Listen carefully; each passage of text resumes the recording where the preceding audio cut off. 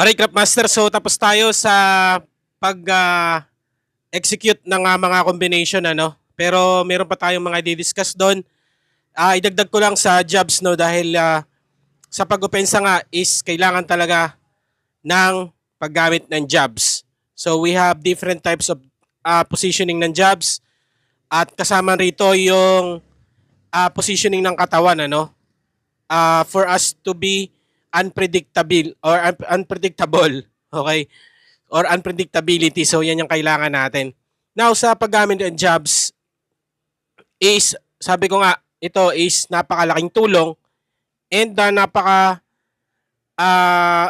ikakapahamak mo rin ito kung mali ang paggamit. Now ito pa yung idadagdag natin sa jobs.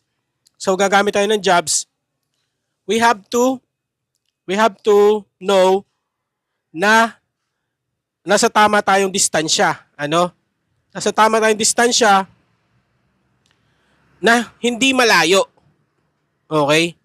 Much better na malapit tayo. Okay? Bakit ganon? Now, kung ikaw is gusto mong i-penetrate or gusto mong i-build up yung paggamit ng jobs dahil nga gusto mo makontrol yung laban, makita mo yung reaction niya, mabasa mo siya, you have to do it at the proper way, you know? Now, at the right distance, hindi pwede na tatalon ka para gumamit ka lang ng jobs. I mean, ano yung tatalon, ano? Yung hahakbang ka ng malaki. Okay? For example, nandito ka, and nandun siya, kasi nga malayo, ang gagawin mo is maglilin forward ka, no? Aabutin mo siya. So, napaka-dangerous nyo, napaka-delikado nun. Bakit? Dahil pag nakailag siya, no, and na-counter at tumapon niya ng counter, wala ka ng ligtas. Dahil yung weight mo and yung direction mo is moving forward. Okay? So kahit gaano ka pa kabilis, pag yan is natsyempohan ng kalaban or nasabayan ng kalaban, delikado ka talaga dyan, ano? So, kung gagamit ka ng job, dapat,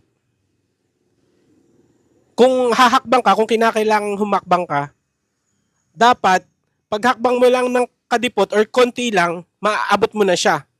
Or parang igagapang mo lang yung mga paa mo, no? Hindi yung tatalunin mo siya.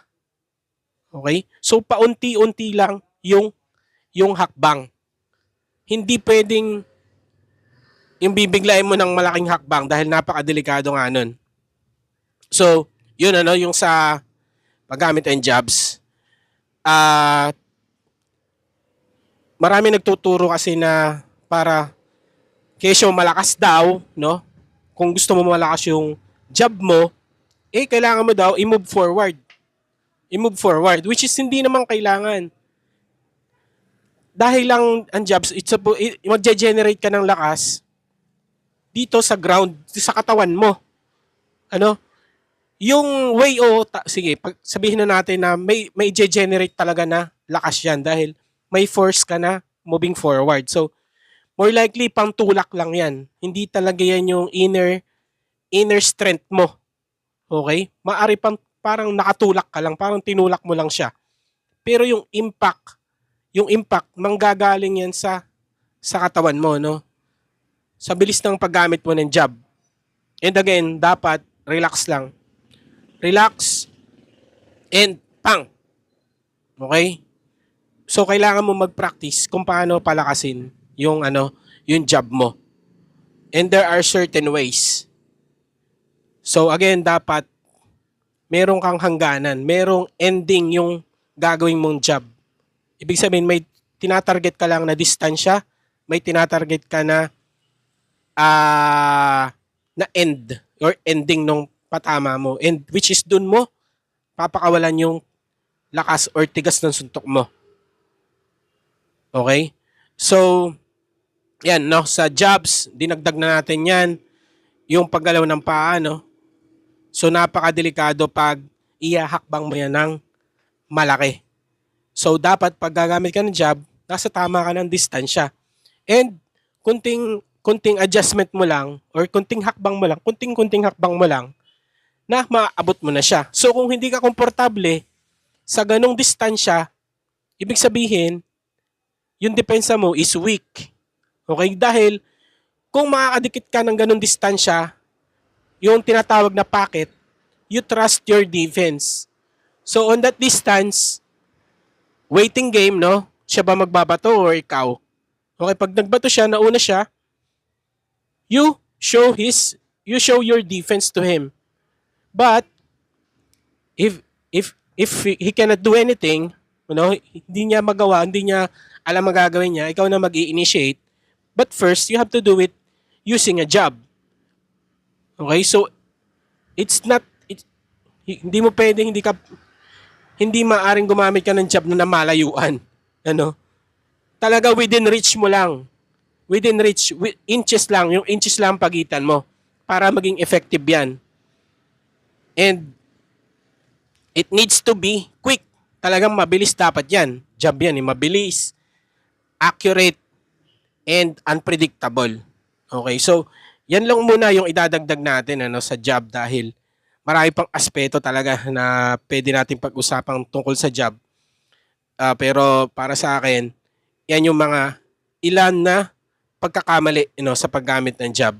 So sa direction, sa positioning, yung predictability, and yung paghakbang So kailangan talaga lalo na sa social media, kailangan talaga nilang yung mga manonood, lalong-lalo na sa mga boxer, kailangan nila talagang salain.